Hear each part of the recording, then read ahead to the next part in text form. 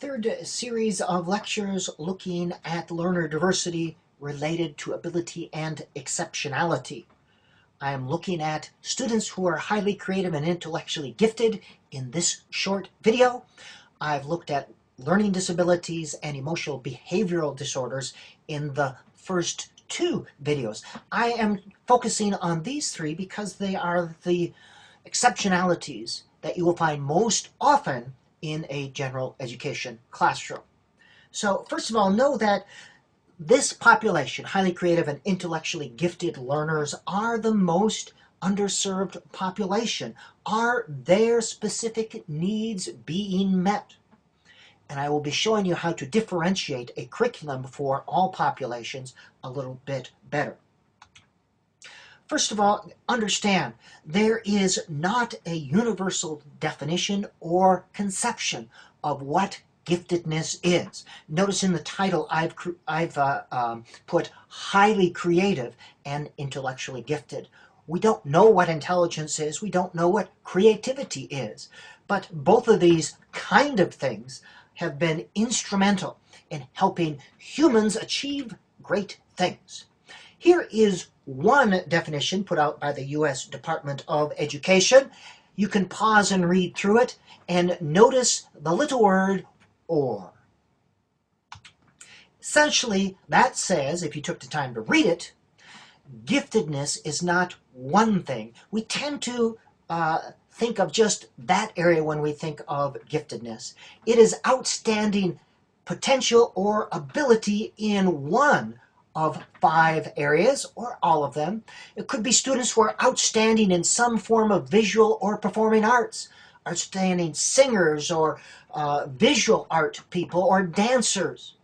Outstanding leadership, the ability to lead a group to a shared goal. Outstanding creative thinkers. Specific academic aptitude, giftedness in reading or in math or in science. Or general intellectual ability. As you see, we don't really know what intelligence is. One of the leaders in the field, Joseph Renduli, his conception and definition of giftedness is any area or field or endeavor in which these 3 merge. Above average ability, task commitment or discipline, and creativity. So this could be in dance, it could be in business, it could be in music, it could be in academics, any area where these 3 meet. And you're probably seeing, well, that's hard to measure on a test. Ah, you are getting it now. So the definition really affects how you go about identifying students to be in this program. Who is or who are the gifted gifted and talented people.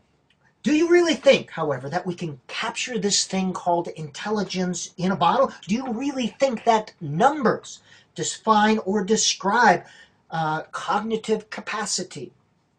As far as prediction, do these quantified tests, these intelligence tests or IQ tests or achievement tests, do they predict anything?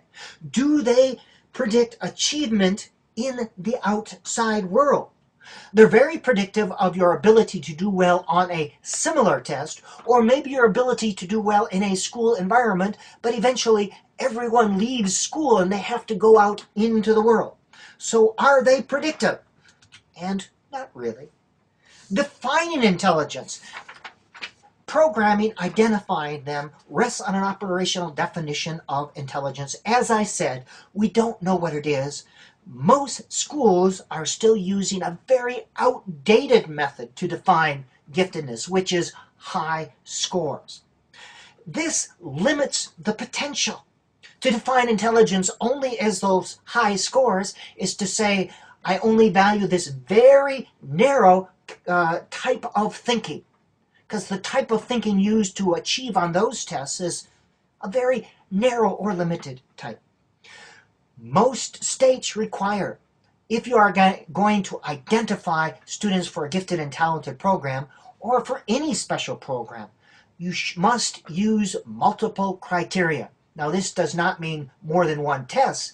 It means maybe an achievement test along with outstanding products or performances or some other thing. I'm not going to spend a lot of time going into how to identify students.